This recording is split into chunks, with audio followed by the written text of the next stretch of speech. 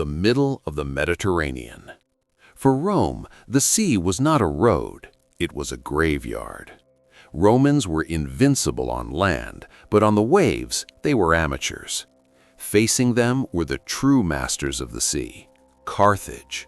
Fast ships, expert sailors, flawless maneuvers. If Rome lost this war at sea, it would lose everything it had won on land. And at that moment, the Romans decided to build a war fleet, but not to learn the sea, to turn the sea into land. They added a bridge to a ship. In the middle of the waves, they created a battlefield. And at that moment, the rules of naval warfare changed forever. So how did Rome, knowing nothing about the sea, manage to become master of the Mediterranean? And how did they invent history's first true naval battle? If you love these incredible stories of intelligence and courage that changed the course of history, don't forget to subscribe to the channel and like the video. And now, a question for you. What made Rome master of the Mediterranean? The ships or the mind that turned those ships into weapons? Write your answer in the comments. Let's sail together through the waves of history. Rome's philosophy: if you cannot defeat your enemy, make him become like you. 264 BC. Rome controlled Italy. From the Alps to the toe of the boot, legions marched undefeated. The phalanx had been broken. The Italian cities had been conquered. The Republic was expanding. But Rome had a fatal weakness, a blind spot so obvious that enemies exploited it ruthlessly: water. Romans were farmers, soldiers, engineers of roads and walls. They understood dirt, stone, siege works. They could march 30 kilometers carrying 40 kilograms and still fight at the end. They could build a fortified camp every single night on campaign. They were the most disciplined military force the ancient world had ever seen. But put them on a boat and they vomited. The sea terrified them, not poetically, literally. Most legionaries had never seen the ocean before conscription. Many could not swim. The concept of fighting on a moving platform surrounded by water that could drown you in armor was nightmare fuel. Rome had no naval tradition, no shipyards, no admirals, no maritime culture whatsoever. While Greek city-states had been building triremes for centuries, while Phoenician traders had mapped every coastline, Rome had been farming. This was not a minor weakness. This was existential, because across the Mediterranean in North Africa sat an empire that understood the sea intimately: Carthage. Carthage was everything Rome was not, a maritime superpower. Descended from Phoenician colonists, the greatest sailors in history. They had controlled Mediterranean trade for 3 centuries. Their ships were faster, lighter, more maneuverable than anything else afloat. Carthaginian quinqueremes, 5-banked warships, could turn on a single oar stroke. Their crews trained from childhood. Navigation, wind patterns, ramming tactics, boarding techniques. This was Carthaginian DNA. And Carthage did not just sail, Carthage ruled. Every trade route, every port, every island. Sicily, Sardinia, Corsica, all Carthaginian. The Western Mediterranean was their lake. Rome looked at this empire and saw opportunity. Sicily was close, rich, strategically vital, and partially controlled by Carthage. So in 264 BC, Rome declared war. The First Punic War began. Roman generals assumed this would be a land campaign: march into Sicily, defeat Carthaginian armies, claim the island. Standard procedure. But Carthage had no intention of fighting on Roman terms. Instead, they blockaded. Carthaginian ships cut Roman supply lines, prevented reinforcements, raided Italian coastlines with impunity. Roman legions in Sicily began to starve, not from combat, from isolation. And Rome realized the horrifying truth: you cannot conquer an island without controlling the sea around it. But how? Romans did not know how to build warships, did not know how to sail them, did not know naval tactics. Their enemy had centuries of experience. This should have been an impossible gap to close. Then, in 264 BC, fortune intervened. A Carthaginian quinquereme ran aground on the Italian coast. Storm, navigational error, bad luck, the reason did not matter. What mattered was that Rome now possessed an intact enemy warship. Roman engineers swarmed the wreck, measured every plank, studied every joint, analyzed the hull design, the oar configuration, the deck layout. They reverse-engineered an entire maritime tradition. Within 60 days, Rome had built 100 replicas. This was insane. This was genius. This was Rome's defining characteristic: adapt or die. But copying ships was the easy part. Actually using them, that required solving an impossible problem. Carthaginian naval warfare relied on maneuver, ramming. The bronze-reinforced prow of a quinquereme could punch through enemy hulls if struck at the right angle and speed. Skilled crews could approach, turn sharply, ram, reverse, all in seconds. This required expertise Rome simply did not have. Roman rowers were conscripts, not professionals. Roman helmsmen were learning on the job. In a straight ramming duel, Carthage would massacre them. So Rome did what Rome always did when facing superior enemies. They changed the rules. If Carthaginian advantage was maneuver, Rome would eliminate maneuver. If naval combat required sailing expertise, Rome would make it not require that. If the sea was Carthage's territory, Rome would turn the sea into land.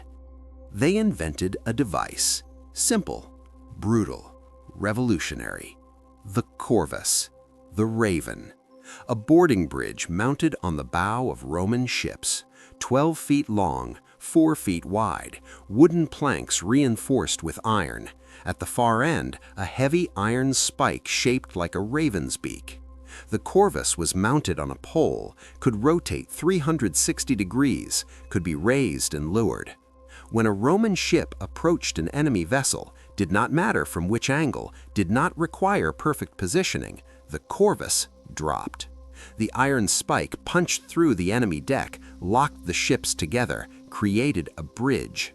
And across that bridge, Roman legionaries charged. This was not naval combat. This was land combat on floating platforms, and land combat was something Rome understood perfectly. Suddenly, Carthaginian speed meant nothing, maneuverability meant nothing, sailing expertise meant nothing. Because the moment that Corvus locked, the battle became about shields, swords, and discipline. Gladius versus Carthaginian spear, Roman testudo formation on a ship deck. And in close-quarters infantry combat, Rome was the best in the world. The Corvus transformed naval warfare from an art into engineering, removed skill from the equation, made it about mass, discipline, and industrial production. Carthage had better sailors, Rome had better soldiers. The Corvus turned every sea battle into a soldier's fight. This was the Roman way, not learning the enemy's game, changing the game itself. 260 BC, 4 years into the war. Roman crews were still learning which end of an oar went in the water. Carthaginian admirals were confident, amused even. These farmers playing sailor would be easy prey. The Roman fleet under consul Gaius Duilius sailed toward the Sicilian port of Mylae. 130 ships, each equipped with the new Corvus device, untested in actual combat, theoretical. The Carthaginian fleet spotted them, 150 vessels, veterans, experienced crews who had trained together for years. They saw the strange contraptions on Roman bows, these wooden bridges, and laughed. What were these idiots planning? To walk across water?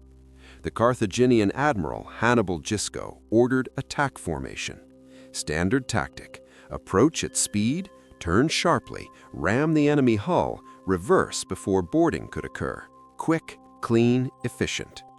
The Carthaginians surged forward, oars beating in perfect rhythm, ships slicing through water like dolphins. Beautiful, really. Centuries of maritime evolution in motion. Roman ships moved clumsily in comparison, rowers out of sync, helmsmen overcorrecting. The whole fleet looked like drunken elephants trying to dance. Carthaginian crews grinned. This would be a slaughter.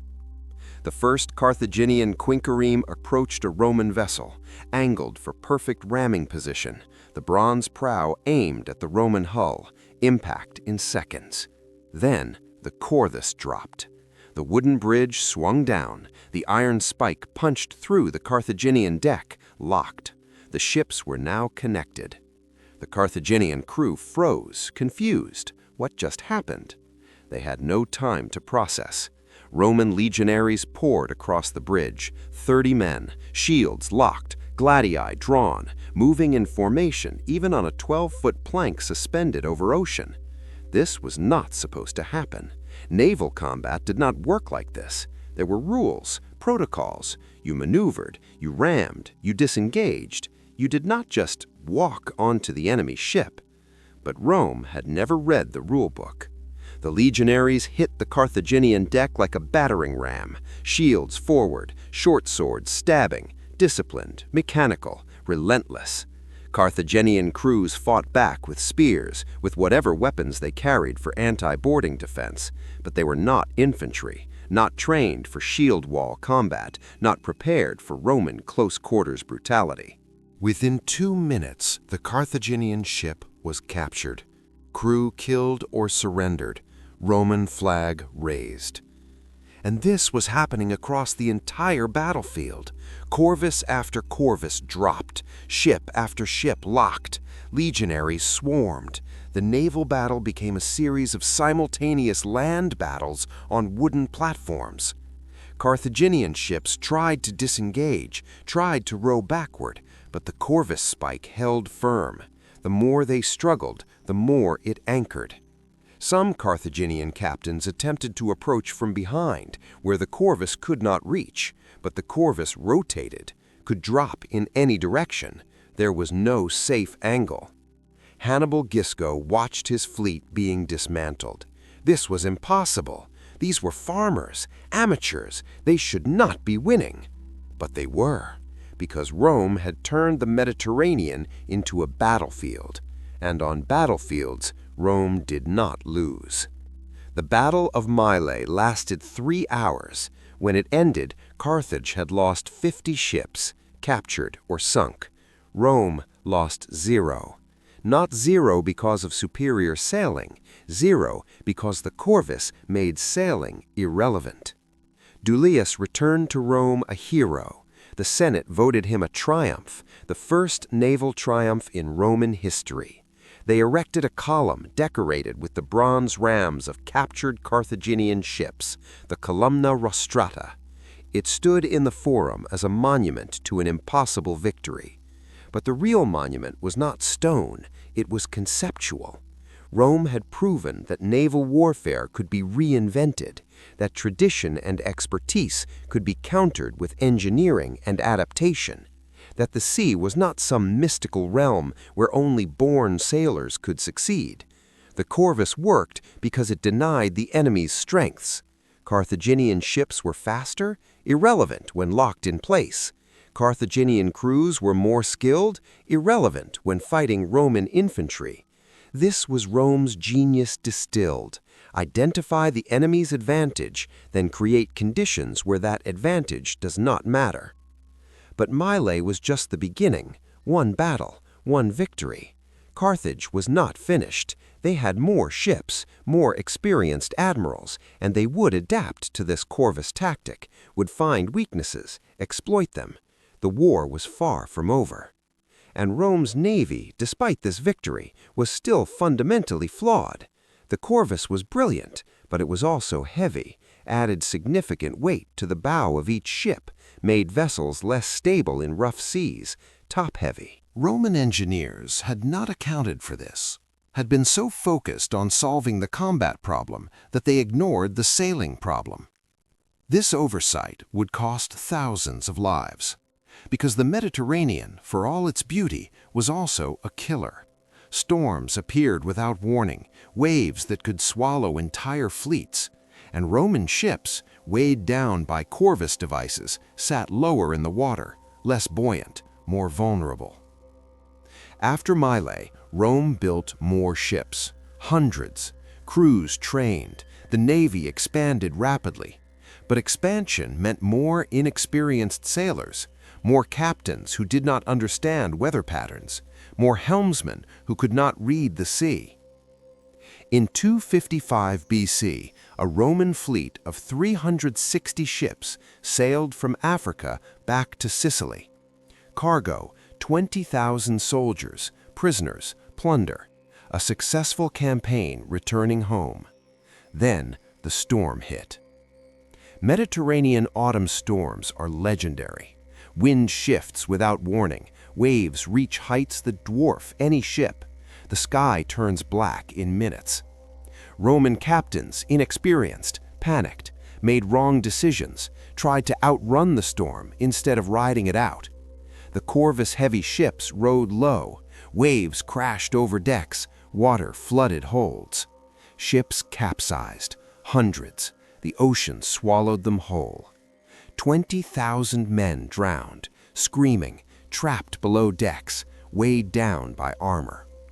It was the worst naval disaster in ancient history, possibly in all of history until modern times. Rome lost more men to that storm than to all the Carthaginian battles combined. But here is what separates Rome from every other ancient power.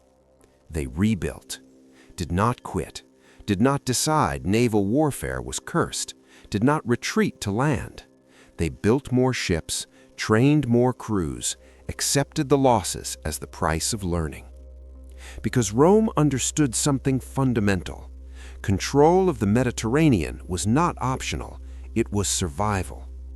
An empire that controlled only land could be starved, blockaded, isolated. But an empire that controlled the sea, that empire could project power anywhere, supply any army, invade any coast. The Corvus had won Mylae, but it would not win the war alone. Rome needed to actually learn to sail, to build better ships, to develop real naval expertise. And slowly, painfully, through disaster after disaster, they did. The storms kept coming, and Rome kept losing. 249 BC, another fleet, another disaster, 120 ships destroyed, not by Carthage, by weather, by inexperience, by the arrogance of commanders who thought discipline could defeat nature. The Senate was furious. The people were terrified. How many sons would the sea swallow before Rome admitted defeat? But quitting was not in Roman vocabulary. Instead, they analyzed, studied, adapted. Roman engineers examined the Corvus problem. The device won battles but killed ships. Too heavy, too unstable, made vessels top-heavy and slow. So they made a choice, a painful one. They began removing the Corvus from newer ships. This seemed insane. The Corvus was Rome's advantage, their secret weapon. Remove it, and they were back to being inferior sailors facing superior enemies. But Rome had learned something crucial. The Corvus was a crutch. Brilliant, yes. Revolutionary, yes. But ultimately a shortcut. And shortcuts have costs. If Rome wanted to truly control the Mediterranean, they needed to actually master the sea, not trick it, not engineer around it, master it. Training intensified, crews drilled endlessly, not just rowing, navigation, reading wind, understanding currents, weather prediction, skills that took Carthaginian sailors lifetimes to learn. Rome tried to compress into years. They studied captured enemy ships obsessively, not just copied them, understood them, why certain hull shapes worked better than others, why specific sail configurations caught wind more efficiently, the science behind seamanship. Roman shipwrights improved designs, made vessels lighter, more maneuverable, better balanced. They developed the quinquereme further. The Roman version became distinct from Carthaginian models, sturdier, more reliable in rough weather. And crews evolved. The first generation had been terrified farmers forced onto boats. The second generation grew up knowing Rome was a naval power. They volunteered, trained from youth, developed pride in their craft. Slowly, Rome stopped being amateurs pretending to be sailors. They became actual sailors. But Carthage was not idle either.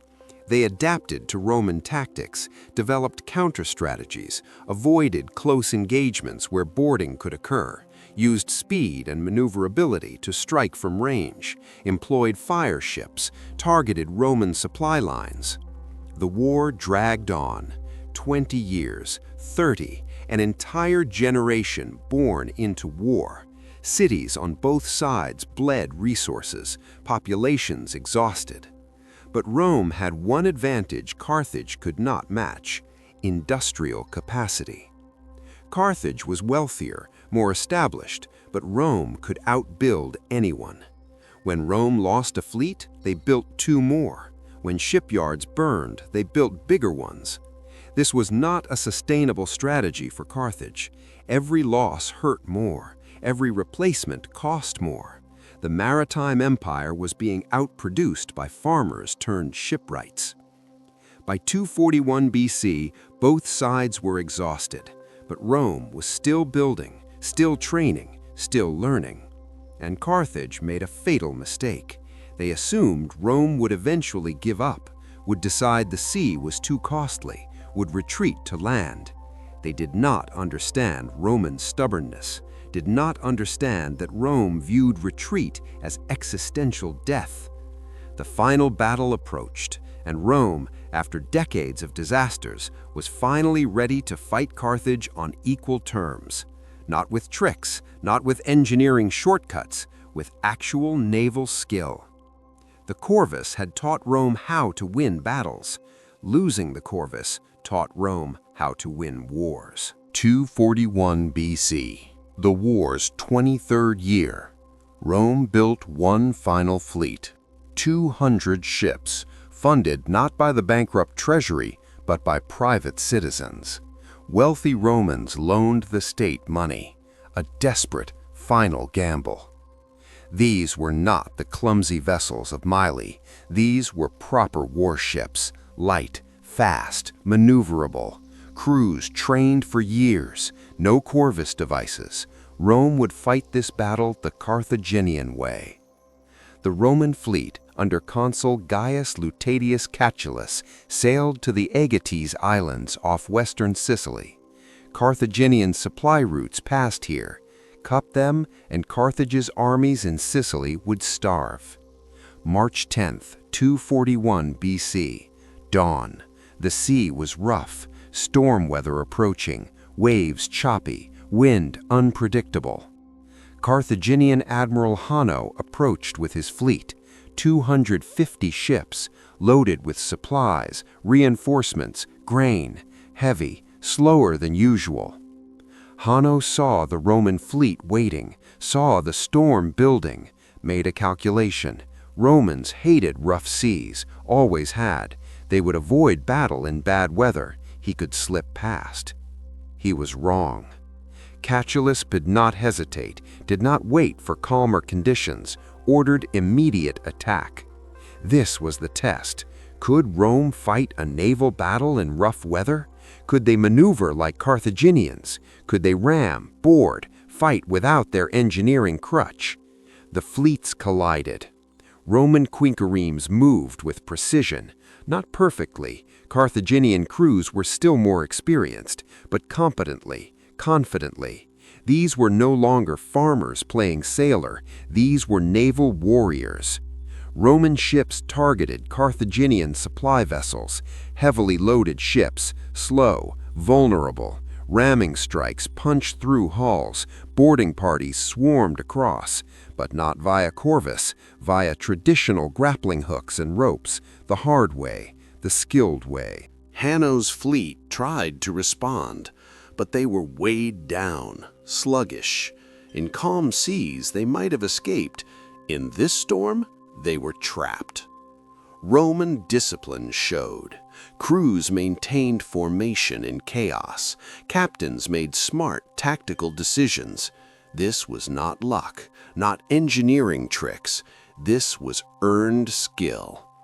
The battle lasted hours, brutal, desperate, ships sinking, men drowning, but Rome was winning. By afternoon, 50 Carthaginian ships were captured, 70 sunk. Hanno retreated with what remained.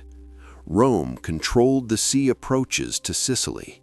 Carthage's army was cut off, starving, no resupply, no escape.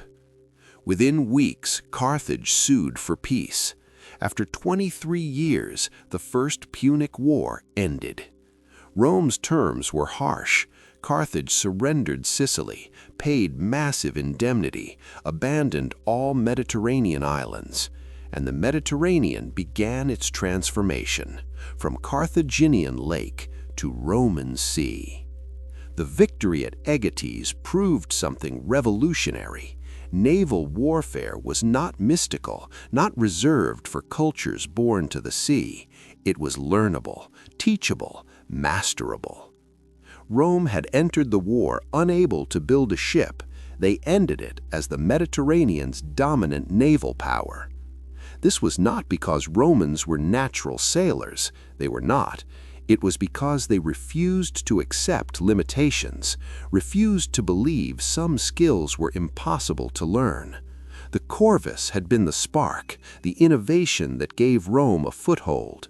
But the real victory was the willingness to abandon that crutch, to actually learn, to transform from tricksters into masters. Carthage had centuries of tradition. Rome had 23 years of painful education, and Rome won. Because tradition without adaptation is just expensive nostalgia, while adaptation without ego is evolution. The Mediterranean would never be the same. After Aegiates, Rome controlled Sicily, the first Roman province outside Italy. But controlling an island was pointless without controlling the sea around it. So Rome kept building ships, kept training crews. The navy was no longer emergency response. It was permanent infrastructure. Shipyards appeared in every coastal city: Ostia, Puteoli, Brundisium, industrial-scale production. Rome could now build 100 ships in 60 days. Carthage had taken generations to develop that capacity. And the navy evolved beyond warships. Rome built transport vessels, grain ships, supply galleys, an entire maritime logistics network. This changed everything. Roman legions could now deploy anywhere: Egypt, Greece, Spain, North Africa. The sea was no longer a barrier, it was a highway. When Hannibal invaded Italy in the Second Punic War, he marched elephants over the Alps, chose the impossible land route. Why? Because Rome controlled the sea. A naval invasion would have been suicide. Hannibal won battles: Cannae, Trebia, Trasimene, crushed Roman armies on land, but he could not win the war, because Rome supplied its legions by sea, reinforced by sea, invaded Carthage itself by sea. The Roman navy transported Scipio Africanus to North Africa, landed legions directly in Carthaginian territory, forced Hannibal to abandon Italy, to sail home and defend Carthage. And when Hannibal was finally defeated at Zama, it was Roman naval supremacy that made the victory possible.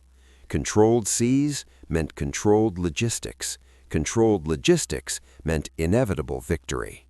By 146 BC, Carthage was destroyed, literally, burned, salted, erased from existence.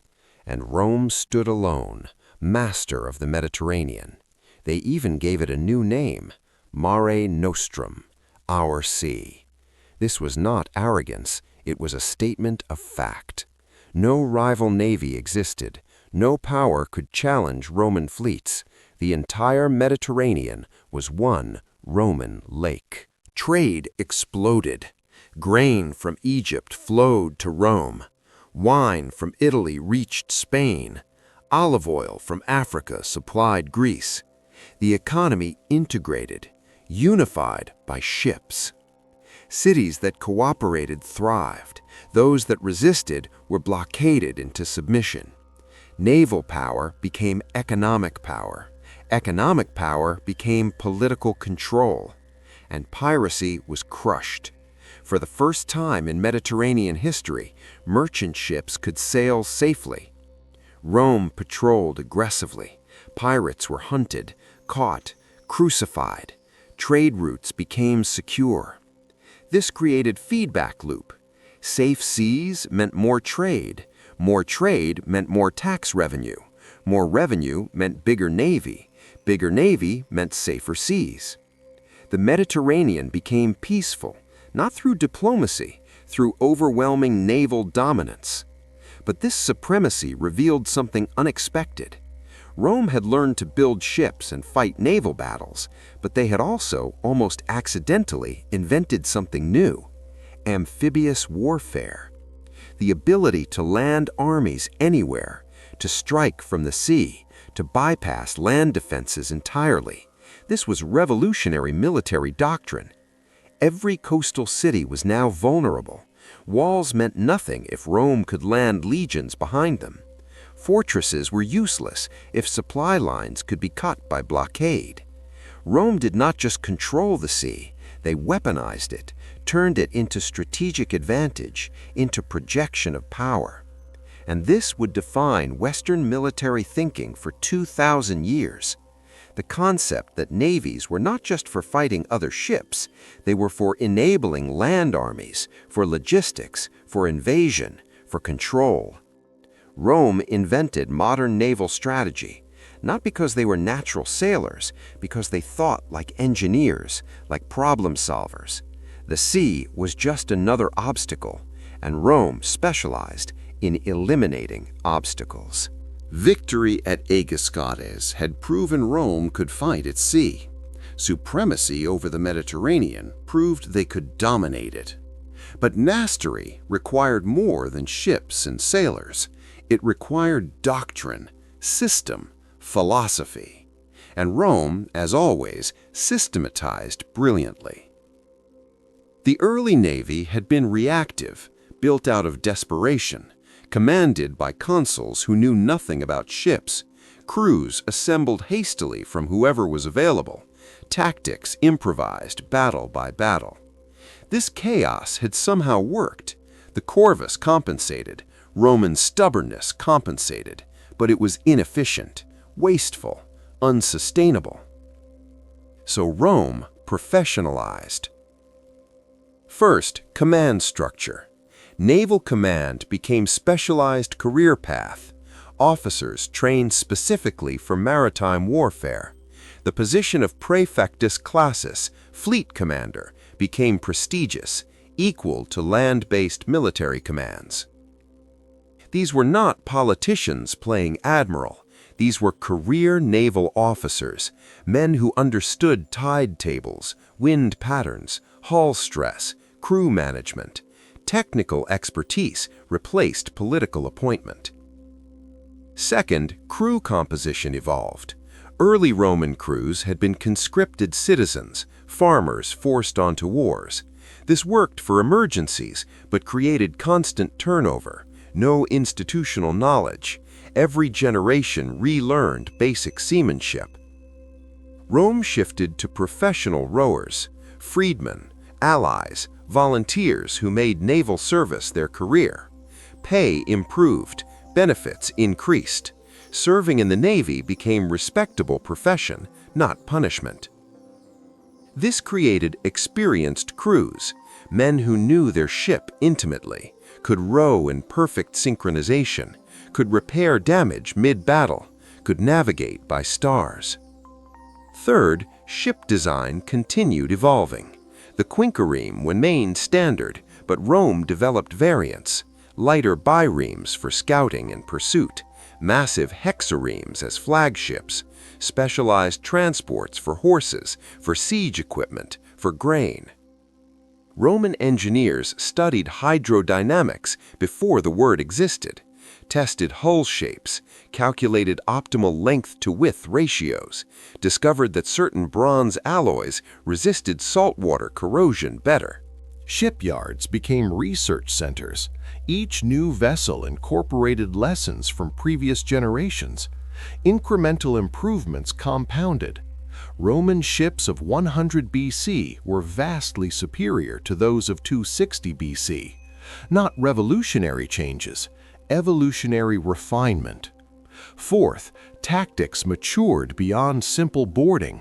Rome absorbed lessons from defeated enemies. Greek naval maneuvers, Egyptian formations, Illyrian pirate ambush techniques. Best practices from every maritime culture. Roman fleets developed sophisticated signaling systems, flags, torches, even colored sails to coordinate complex maneuvers across dozens of ships. They could execute pincer movements, false retreats, coordinated ramming attacks. The Corvus had been abandoned, but its spirit remained. Rome still sought to impose their strengths on naval combat: discipline, organization, systematic execution. Where Carthaginian tactics had emphasized individual ship skill, Roman doctrine emphasized fleet coordination. Single Roman ship might lose to single Carthaginian vessel, but Roman fleet would destroy Carthaginian fleet through superior organization. Fifth, logistics became science. Rome built dedicated supply ships, established naval bases across the Mediterranean, created system where fleets could operate indefinitely without returning home. Each base stocked standardized supplies, replacement oars, sails, ropes, all interchangeable. A ship damaged off Spain could be repaired in Greece using identical parts. This standardization was revolutionary. It meant Roman fleets had unprecedented operational range, could maintain blockades for months, could project power thousands of miles from Italy. Compare this to enemies: Illyrian pirates, Seleucid navies, even Ptolemaic Egypt, all relied on regional supply chains. Operate too far from home and their fleets weakened. Rome faced no such limitation. Sixth, intelligence and reconnaissance became systematic. Rome maintained network of informants in every major port, knew which cities were building ships, tracked merchant vessel movements, monitored pirate activity. This information fed into strategic planning. Roman admirals knew enemy fleet positions before engaging, knew which routes were safe, which were threatened. Naval warfare became chess match, informed decisions replacing blind luck. And finally, Rome integrated naval power with land strategy. This was perhaps their greatest innovation. Previous naval powers, Athens, Carthage, Phoenicia, saw navies as separate from armies, different commanders, different objectives. Coordination was accidental, not systematic. Rome made them one system. Legions and fleets planned operations together. Amphibious assaults became standard tactic. The Navy did not just transport troops, they provided mobile artillery, blockade support, emergency evacuation. The conquest of Greece demonstrated this integration perfectly. Roman legions marched overland, while fleets secured coastal cities. Enemies were squeezed between land and sea forces. No escape, no resupply. Methodical strangulation. This combined arms approach was unstoppable because defending against it required mastering both land and sea warfare. Few enemies could do both. By 100 BC, Roman naval doctrine was mature, sophisticated, proven effective across decades of warfare. They had evolved from copying a single captured ship to developing comprehensive maritime military theory, from vomiting farmers to professional naval power. But doctrine alone did not explain Roman success. Many civilizations developed naval expertise, few maintained it. Rome's true advantage was cultural. The same stubbornness that made them rebuild after every storm made them refine after every battle. The same engineering mindset that created aqueducts, created ship designs. The same organizational discipline that trained legions, trained crews. Rome treated naval warfare like any other problem, systematically, without ego, without assuming traditional methods were best methods. They learned from enemies, incorporated what worked, discarded what did not, constantly improved. This pragmatic evolution, more than any single invention, more than the Corvus, more than shipbuilding capacity, this made Rome the Mediterranean's eternal master. Because navies rust, ships rot, sailors retire, but doctrine, tested and refined over generations, endures. And Roman naval doctrine would influence military thinking for millennia. The Roman Navy's greatest achievement was not military, it was conceptual. They proved that mastery of the sea was not birthright, it was choice. For millennia before Rome, naval power belonged to coastal cultures, Phoenicians, Greeks, Egyptians, island peoples who grew up surrounded by water, who learned to sail before they could walk, for whom the sea was second nature. Land empires, Persia, Assyria, the Macedonian successor kingdoms, could hire fleets, could pay coastal cities to fight for them, but they never truly controlled naval warfare, never developed independent maritime capability. This created assumption you were either sea people or land people, born to waves or born to earth. The two did not mix. Rome shattered that assumption. They were farmers, shepherds, hill people who feared water, and in 20 years they became the Mediterranean's dominant naval force, not through natural talent, through systematic effort. This was a revolutionary idea. Expertise is transferable, skills are learnable, advantages are replicable. The Corvus embodied this philosophy. Carthaginians had centuries of sailing experience. Eliminate the need for sailing experience. Turn naval battles into infantry battles.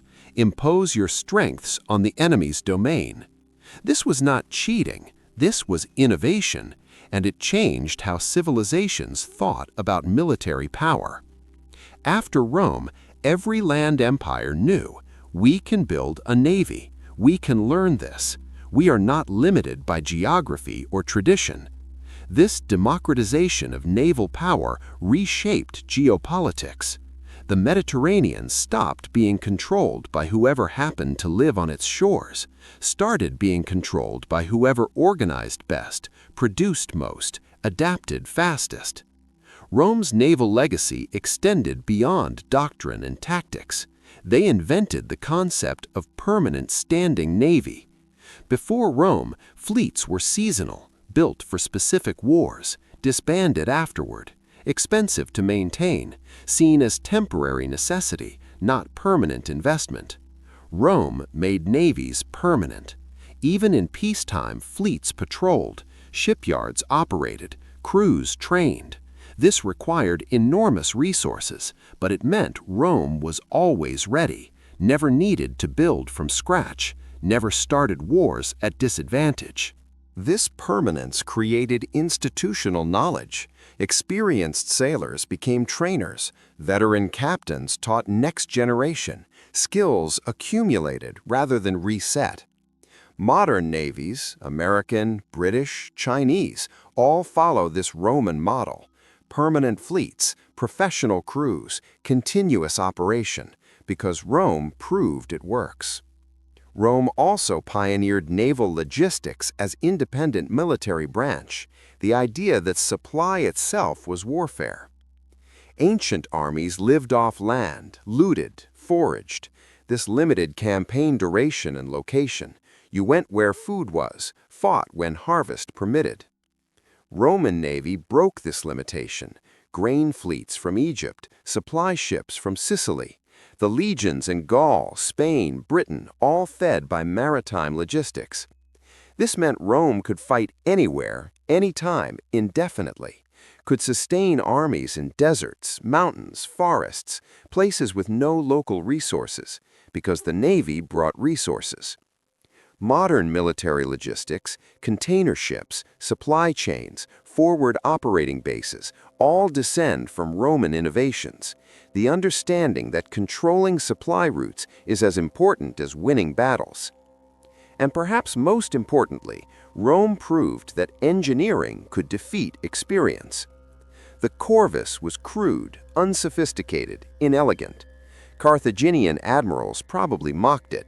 A boarding ramp? How primitive! But it worked, because it solved the fundamental problem. How do we win with inferior skills? This engineering-first mindset became cornerstone of Western military thought. When facing superior enemy, do not just train harder, redesign the battlefield, change the rules, make their advantages irrelevant. Tanks did this to cavalry. Machine guns did this to infantry charges. Aircraft carriers did this to battleships. Each innovation eliminated previous expertise, favored different strengths. Rome taught the world this approach, that war is not just courage and skill, it is problem-solving, engineering, systematic analysis of advantages and how to neutralize them. The Corvus was eventually abandoned, but its philosophy never died. 2,000 years later, when America entered World War I with tiny military, they did not try to match European armies tradition for tradition.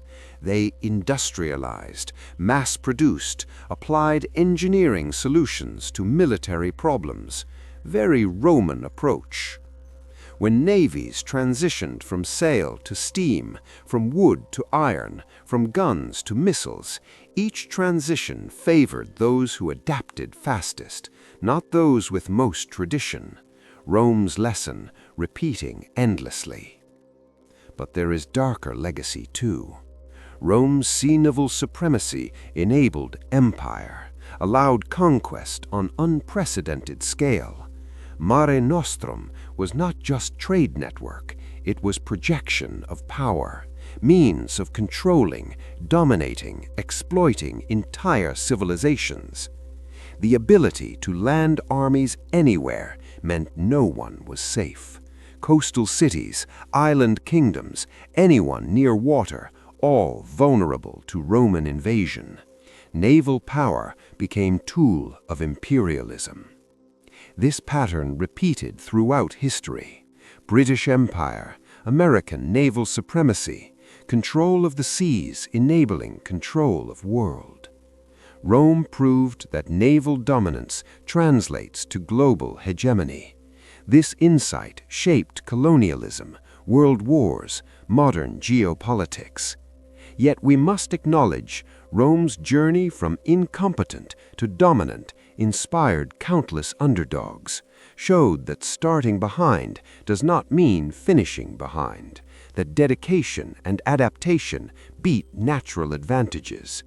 The farmers who vomited on ships became the masters of the Mediterranean, not because they were destined for it, because they refused to accept limitations. This is Rome's truest naval legacy.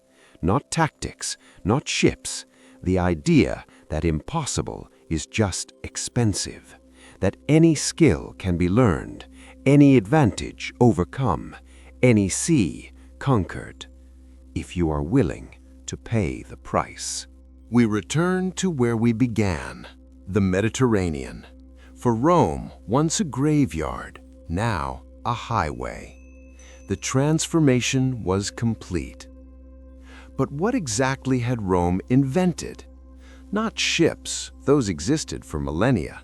Not naval combat, Greeks had perfected ramming tactics centuries earlier. Not even boarding actions, pirates had done that forever. Rome invented something more fundamental, the idea that the sea could be systematized.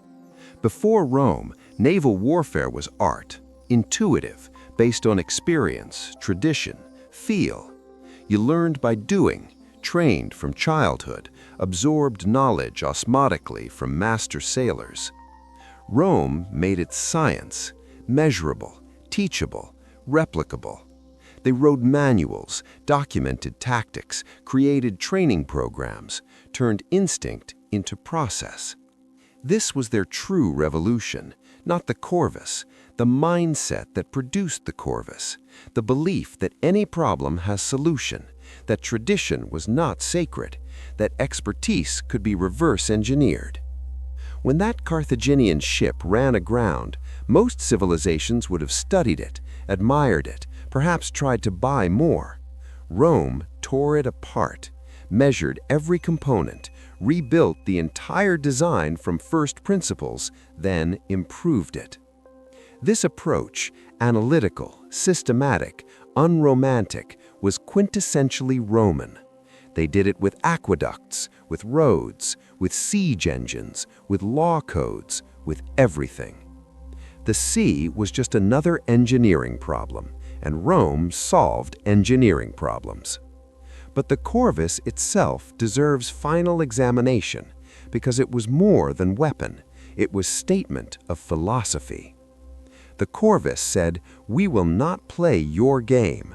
We will change the game. We will take our strengths, discipline, infantry, organization, and force you to fight on our terms." This was not cowardice. This was brilliance. Why accept disadvantageous rules? Why fight where enemy is strongest? Carthage expected naval duel. Rome gave them land battle on floating platforms. Carthage trained for maneuver and ramming. Rome trained for shield walls and close combat.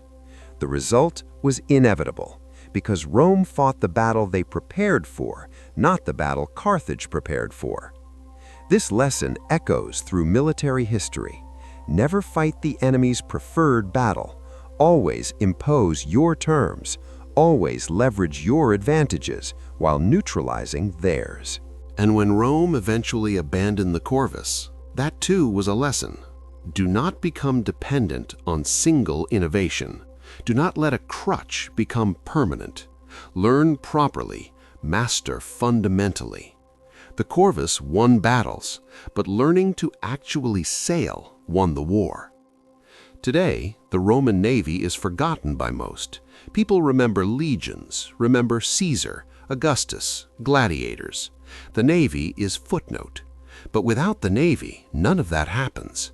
Without Mare Nostrum, there is no Roman Empire, just another Italian city-state, maybe regional power, but not eternal Rome. The Navy made empire possible, made logistics feasible, made expansion sustainable, connected disparate territories into unified whole. Every grain shipment from Egypt, every legion deployed to Britain, every trade route to Asia, all depended on Roman control of the sea. The Mediterranean became Roman not through conquest, through infrastructure, through systematic, relentless, unglamorous mastery of maritime operations. This is perhaps why the Navy is forgotten. It is not dramatic, not heroic in obvious ways, just ships moving grain, patrols preventing piracy, logistics enabling war elsewhere. But this quiet competence built empires. While legions grabbed headlines, the Navy provided foundation, the unglamorous work that made glory possible. And the question from our opening finds answer. What made Rome master of the Mediterranean, the ships or the mind that turned ships into weapons? The answer is neither, and both. The ships were necessary, but ships alone meant nothing. Carthage had better ships, still lost. The mind, the innovation, the Corvus, the tactics was crucial. But innovation alone was insufficient. Eventually, you must master fundamentals. What made Rome supreme was the combination, the willingness to innovate when inferior, the discipline to systematize, the stubbornness to persist through disasters, the humility to learn properly. The Corvus got them in the game. Learning to sail let them dominate the game. But the true secret was cultural. Rome never accepted limitations. Farmers cannot become sailors. Rome became sailors. Land power cannot build navy. Rome built navy. Tradition matters more than innovation. Rome proved otherwise. This relentless pragmatism, this engineering mindset, this refusal to believe anything was impossible, this conquered the Mediterranean. Not ships, not tactics, attitude. The Roman Navy invented modern naval warfare, not through single innovation, through systematic transformation of maritime combat from art into engineering, from intuition into doctrine, from birthright into choice. They proved that expertise is not magical, that advantages can be overcome, that underdogs can win if they think differently. 2,000 years later, navies still follow Roman patterns. Permanent fleets, professional crews, logistics-focused strategy, amphibious doctrine, combined arms integration. Not because Rome invented best ships, because they invented best system. The Mediterranean is no longer Roman. The empire fell 15 centuries ago. The ships rotted, the sailors died, the naval bases crumbled. But the idea remains, the Roman idea, that the sea belongs not to those born to it, but to those willing to master it, to those who refuse to accept disadvantage, to those who solve problems rather than accept them. Rome was invincible on land, but that was not enough. So they learned the sea, systematically, stubbornly, completely, and turned the Mediterranean from enemy territory into Mare Nostrum, our sea. Their legacy is not ships, it is possibility, the knowledge that any obstacle can be overcome, any skill learned, any sea conquered, if you are Roman enough to try.